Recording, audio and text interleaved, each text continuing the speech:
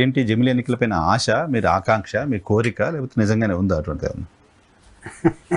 జమిలీ ఎన్నికలు అంటే తొందరగా ఎలక్షన్ వస్తాయి అంటే మేము ఆశపడటం కన్నా తొందరపడుతున్న బీజేపీ ఒక కనపడుతున్నట్టుంది. బీజేపీకి ఉన్న తొందర మీ దగ్గర కూడా తొందర సేమ్ కనపడుతుంది. అంటే ఇది ఆటోమేటిక్ ఏమవుతుందంటే మేము దాదాపు నిరంతరం ప్రజలతో కలిసి ఉన్న తర్వాత కూడా ఓడిపోయినటువంటి ఒక చేదు అనుభవం మాకు కనపడింది. ఈ చేదు అనుభవం నుంచి బయటపడాలంటే జనరల్గా కోరుకుంటాం ఎన్నికలు త్వరగా వస్తే బాగుండని. న్యాచురల్ పొలిటికల్ పార్టీ క్వైట్ న్యాచురల్గా ఉండేటువంటి ఒక యాస్పిరేషన్ అది. సో దానికి తగ్గట్టుగానే జమిలీ ఎన్నికలు అనేది బీజేపీ ఒక పెద్ద భారీ ఎత్తున ప్లాన్ చేసుకుని దేశవ్యాప్తంగా వీలైతే ప్రపంచవ్యాప్తంగా, ఆయన నాకు తెలిసి ప్రపంచవ్యాప్తంగా కూడా పెడతాడు జమిలీ ఎన్నికలు. ఏమో దేశాలన్నీ తిరుగుతున్నాడు కదా.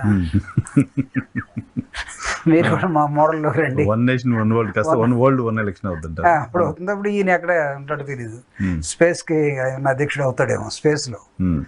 సో వాళ్ళు తొందరపడుతున్న నేపథ్యం ఏం చేస్తుందంటే, నాకు తెలిసి లాస్ట్ గవర్నమెంట్లోనే వీళ్ళు అన్ని ప్రభుత్వాలు రాష్ట్రాల్లో ఉన్నటువంటి చాలా మందిని పిలిపించి, ఎక్సెప్ట్ ఒక 5-6 రాష్ట్రాలు రాలేదు కానీ, లైక్ మమతా బెనర్జీ, తర్వాత విజయన్, కేరళ, వీళ్ళందరూ రాలేదు కానీ అప్పుడే వాళ్ళు ఒక ప్రయత్నం చేశారు. జమిలీ ఎలక్షన్స్కి వెళ్తే ఎలా ఉంటుంది, దీని మీద ఒక నోట్ తయారు చేయమని అక్కడ ఉన్నటువంటి బ్యూరోక్రాట్స్ని వాడుకోవటం, అదేవిధంగా కొంతమంది రాజకీయ నాయకులకి సీనియర్ వాళ్ళకి బాధ్యతలు ఇవ్వటం ఇవన్నీ చేశారు. ఈసారి గెలిచిన తర్వాత దాన్ని వీళ్ళు ఏం చేస్తున్నారంటే వన్ నేషన్, నిన్న ప్రధానమంత్రి గారు కూడా ఎక్కడో మాట్లాడినట్టు కనబడుతూ ఉంది. One nation one election. దానిలో ఒకవేళ వస్తే అంటే డీలిమిటేషన్ పర్పస్ అంతా కూడా 2026లో ఒకటి జరుగుతుంది. మనకు రీఆర్గనైజేషన్ యాక్ట్ ఆంధ్రప్రదేశ్లో ఎలా ఉందో దేశవ్యాప్తంగా పార్లమెంట్ కూడా జరుగుతుంది. సో దాని తర్వాత నెక్స్ట్ ఇయర్ ఇది అయిపోయిన వెంటనే వీళ్ళు అనుకున్న కోరిక ఏంటంటే మన జమిలీ ఎలక్షన్స్. ఒకవైపు ఏమో వాళ్ళు పార్లమెంటరీ శాంక్షనింగ్ తీసుకొని రెడీగా ఉన్నారు. చాలా రాష్ట్రాలు ఆ రోజు ఓకే అనటం, రిటర్న్గా రాసి ఇవ్వటం. ఒకవేళ ఇప్పుడు తప్పుకుంటే తప్పుకోవచ్చు. ఆర్గ్యుమెంట్ ఆ రోజు ఏదో అనుకున్నాము, ఈ రోజు మేము మార్చుకుంటున్నాం, క్యాబినెట్ అప్రూవల్ కూడా చేసినట్టుంది. సో అది చేసినా అది బైండ్ ఓవర్ ఏం కాదులేండి. ఒకటి మార్చుకుంటే లైన్ మార్చుకోవచ్చు. ఒకవేళ మార్చుకోకుండా అది అనివార్యమైతే 2027లో ఎన్నికలు ఖచ్చితంగా వస్తాయి. అయితే వచ్చినంత మాత్రాన భారతదేశంలో వన్ నేషన్ వన్ ఎలక్షన్ అనేది మిగతా ప్రతిపక్ష పార్టీలు కూడా ఒప్పుకోవాలి. ఇది 100% ఇది అవుతుందా అనేదానికి I have got my own reservation. But మీరు మా పార్టీ విజయసాయి రెడ్డి గారు ఇందాక మాట్లాడారు అన్నదంటే సీనియర్ పార్లమెంటేరియన్. నాకు తెలిసి ఢిల్లీలో ఆయనకి మాకన్నా ఎక్కువ ఇన్ఫర్మేషన్, ఢిల్లీ ఎక్కువ ఇన్ఫర్మేషన్ ఆయన దగ్గర ఖచ్చితంగా ఉండి ఉంటుంది. ఆ లైన్ లో మాట్లాడి ఉండొచ్చు. ఒకవేళ అది అనివార్యమైనప్పుడు మేము కూడా సంతోషపడతాం. పొలిటికల్ అడ్వాంటేజ్ మాకు వస్తుంది. ఎందుకంటే ఇప్పటికి 5 నెలల్లో ఈ ప్రభుత్వం ఏంటో తేలిపోయింది. 1,50,00,000 మందికి సిలిండర్లు ఇవ్వాలనుకుని ప్లాన్ చేసి 1,50,00,000 మందికి ఇవ్వకుండా 1,08,00,000 మందికి ఇచ్చారు. అంటే దాదాపు ఒక 40 లక్షల మందిని ఎత్తేసారు. అది కూడా వాళ్ళు డబ్బులు పెట్టి ఇప్పుడు కొనుక్కుంటే తర్వాత ఎప్పుడు రీఎంబర్స్మెంట్ ఇస్తారు. అసలే చంద్రబాబు నాయుడు గారిని నమ్మరు, మళ్ళీ రీఎంబర్స్ చేస్తారంటే అది ఎంతవరకు నమ్ముతారో తెలియదు.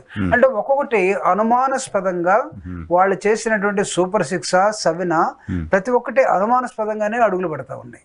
There is no clear cut గా ఎక్సెప్ట్ పెన్షన్స్ లో కూడా నిన్న కొన్ని చోట్ల ఈ హార్డ్వేర్ పని చేయకపోవటం, తర్వాత సర్వర్లు పని చేయకపోవటం కొన్ని జిల్లాల్లో జరిగినాయి.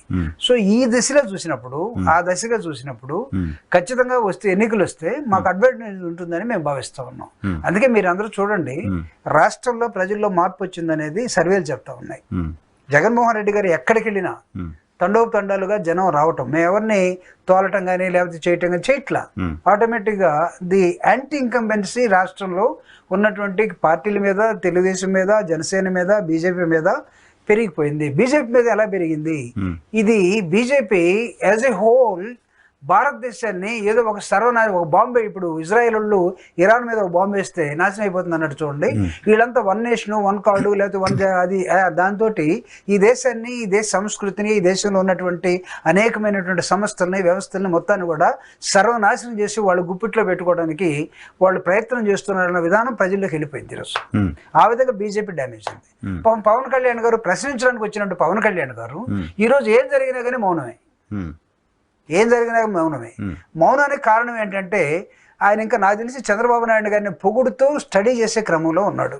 ఈయన పొగిడితే ఎలా ఉంటాడు, విమర్శిస్తే ఎలా ఉంటాడు అది 2019 ఎన్నికల్లో చూశాడు. విమర్శిస్తే ఎలా ఉంటాడు అనేది. ఇప్పుడు పొగట్టంలో ఉన్నాడు. ఈ రెండింటికి మళ్ళీ ఆయన ఒక క్లాసిఫికేషన్, ఒక ఈక్వేషన్ తయారు చేసుకోవాలా, వ్యూహం తయారు చేసుకోవాలి. రోడ్ మ్యాప్ మళ్ళీ అప్పుడు ఇవ్వలో రోడ్ మ్యాప్ ఇచ్చేవాళ్ళు ఒకళ్ళు ఉంటారు ఆయనకి, ఆకాశం నుంచి ఒకళ్ళు ఖచ్చితంగా వచ్చేసి ఆయనకి రోడ్ మ్యాప్ ఇస్తారు. ఆయన ఆ పరిస్థితిలో ఉన్నాడు. చంద్రబాబు నాయుడు గారి పరిస్థితి ఏంటి? అసలు ముఖ్యమంత్రి ఆయన లేదా ఆయన కొడుకా? ఎందుకు డౌట్ వచ్చింది మీకు? అంటే రేపు చంద్రబాబు నాయుడు గారు నాకు తెలిసి జమిలీ ఎన్నికలు వస్తున్నాయంటే నాకు తెలిసి ఆయన కూడా జమిలీ ఎన్నికలు సిద్ధంగా ఇచ్చాడు. ఢిల్లీ వచ్చిన తర్వాత ఇచ్చాడు. ఆయన రెడీగా ఉండని కార్యకర్తలకి రాష్ట్రానికి చెప్పాడు తెలియదు, కానీ ఇంట్లో మాత్రం లోకేష్ బాబు తర్వాత వాళ్ళ మదరు ఇద్దరు కలిసి జమిలీ ఎన్నికలు వస్తున్నాయి, దిగిపోవడానికి మీరు రెడీగా ఉండండి, ఇతను ఎక్కించాలని దానిలో ఉన్నారు. చంద్రబాబు నాయుడు గారిని దించి లోకేష్ గారిని ముఖ్యమంత్రి చేయడం కోసం. ఎందుకంటే అవకాశం ఆలసించిన ఆశాభంగం, తర్వాత ఏమవుతుందో తెలియదు. ఇప్పుడే ఇతను ముఖ్యమంత్రి చేయాలి. మాజీ అవుతాడా లేకపోతే పర్మనెంట్ గా ఉంటాడా, దట్ ఈస్ లెఫ్ట్ కాలానికి వదిలేద్దాం. సో కాబట్టి ఇక్కడ అనేకమైన విచిత్రమైనటువంటి ఈక్వేషన్స్ ఆంధ్రప్రదేశ్లో డెవలప్ అవుతా ఉన్నాయి. సో వీటన్నిటిని క్రోడీకరించుకున్నప్పుడు ఒకవైపు బీజేపీ, దేశంలో ఉన్నటువంటి అందరూ కూడా బీజేపీ ఈసారి రాదు, ఈసారి ఖచ్చితంగా కాంగ్రెస్ వస్తుంది నేషనల్లో అనే ఒక ఆలోచనలో ప్రజలు వెళ్ళిపోయినప్పుడు, బీజేపీ వేస్తున్నటువంటి తప్పుడు అడుగులు, తప్పుడు సిద్ధాంతాలు, తప్పుడు లైన్ తీసుకొని ఈ దేశాన్ని ఒక మతం వైపో లేకపోతే ఒక అధ్యక్ష పరిపాలన వైపో, లేకపోతే మనం తప్ప నేను శాసిస్తే తప్ప ఏం జరగకూడదని, ఇది ఫస్ట్ ఆఫ్ ఆల్ రాజ్యాంగ సూత్రాలకు వ్యతిరేకంగా బీజేపీ పార్టీ ఇది ఫెడరల్ సిస్టంలో ఉన్నటువంటి భారతదేశం అనేది మర్చిపోయారు. అనేకమైన కులాలు, ప్రాంతాలు, మతాలు, భాషలు, ఈ నేపథ్యాన్ని భిన్నత్వంలో ఏకత్వం అనేది మర్చిపోయి 1 person కెన్ రూల్, అనే దాంట్లో వచ్చేసారు. సో ఇది not acceptable, even not digestible also. అసలు మనం ఒక లౌకిక సంప్రదాయం నుంచి సృష్టించుకున్నటువంటి ఈ రాజ్యాంగాన్ని డాక్టర్ బాబాసాహెబ్ అంబేద్కర్ ఈ దేశంలో 36 దేశాల రాజ్యాంగాన్ని చదివి ఈ దేశానికి ఏది సూట్ అవుతా ఉంది, అటు కన్యాకుమారి నుంచి కాశ్మీర్ దాకా ఉన్నటువంటి